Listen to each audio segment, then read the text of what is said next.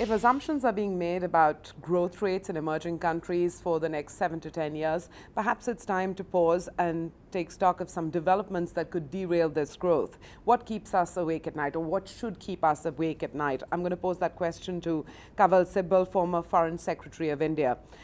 India, this region, this part of the world, what should keep us awake at night? Well, I would list many issues. But primary, two or three. Well, actually there's more than 2 or 3, but let me just mention them very quickly. One, of course, is the whole issue of terrorism and the linkages terrorism has with Islamic fundamentalism or religious extremism, or however you define it. And in our context, the fact that Pakistan is also a nuclear state, and therefore you have 3 concerns intersecting in Pakistan: fundamentalism, terrorism, and nuclear capability. Afghanistan, post-2014 scenario, and especially if the Taliban claw their way back to power with the connivance of the West, which simply wants to get out of Afghanistan in whatever order they can.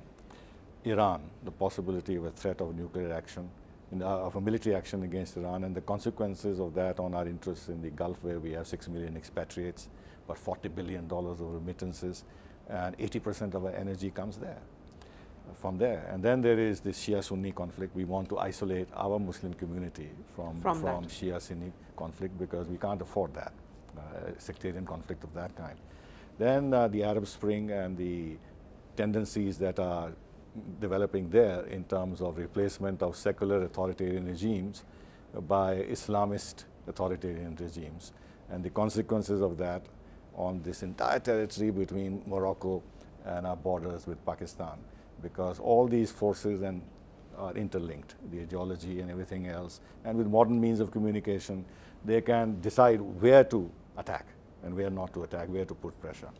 These are some of the things, plus of course the rise of China and the situation in the South China Sea, relations between China and Japan, threat of conflict there, to what extent we can isolate ourselves from this, because as you know, this whole Indo-Pacific concept has got developed. The United States thinks India is a pivot of the rebalancing towards Asia. Can we escape, therefore, pressures from the United States to participate in some way to deal with this conflict, plus our ongoing problems with China on the border, Dalai Lama, Tibet, and with the withdrawal of US from the Gulf region, from this part of the world, and general decline in defense budgets, and the impression that the United States in retreat means that China could have more space in which to become more self-assertive. And if the time is right and they can choose their time, will they add to pressures that they already are building on India on the strategic side, and how we would cope with this? These are some of the issues which should keep us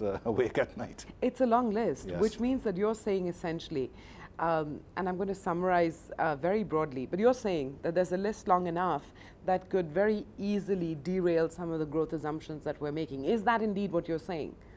It'll add to the problem because our growth assumptions are already being compromised. Under pressure, they're being tested. They're tested because of our own mistakes and our own lack of governance and our fact that we've not been able to restart the reform process, and this corruption and all the issues of balance of payments, current account deficit, urbanization of our population, jobs, the skill development, developing a manufacturing base, boosting our agriculture. I get the sense that you're not very optimistic as we stand today. No, I'm not, because at the center of all this, and this also has a relationship with our foreign policy, at the center of all this is governance. Now, I don't mean authoritarian governance, I just simply mean efficient and transparent governance. Transparent government and firm governance, because laws, if laws are there, laws have to be firmly applied. Must not work outside the realm of the law, but within the realm of law, act firmly and with confidence and with conviction and with sense of purpose. I'm going to put a question to you and, see if you agree with it or not. Alluding to what you said earlier about China and its potential for, potentially China's growing might in this region. But if the US is seen to be in retreat, if the US is cutting back on its budgets, if the European Union could be following suit and actively on that front, defense budgets taking a hit, then what is wrong for if China and India are actually ramping up their defense budgets and consolidating their military might, because the world has always seen a couple of key players with a powerful military presence? Well, firstly, we are not ramping up our defense budgets. In fact, our latest defense budget has been cut. And we are spending only 1.7% of our GDP on defense. Even Britain is spending 2.5%. And Britain has no threats to cope with. And we have threats all around us. So we're not ramping up. China has increased its defense budget to 110 billion declaredly, because their actual budget probably is double. Their budget and their defense capabilities are intended to deter the United States of America. But in the process of building that up, they deter us, because in any case, whatever they need against the United States can be used against us. So that's not an issue. But with regard to India and China operating in the Indian Ocean and providing security to Gulf oil production and things like that, I have a very different view from what you might have heard, which is that India is at the head of the Indian Ocean. If you look at the map, we dominate the Indian Ocean. The Gulf is very close to us. Actually, it's a part of our extended neighborhood. If India had not been divided, we would have effectively, virtually a common border with the Gulf countries. We have a blue water navy. We should develop this blue water navy more, and we should dominate the region. And if the United States is withdrawing, we can step into that and dominate. China is far away. It's a Pacific country. It's not an Indian Ocean country. It would be like saying that if tomorrow India started showing its presence and strength and in the South China Sea. We have no that it would be accepted. We have no business to be there in any case, because our core interests are not involved.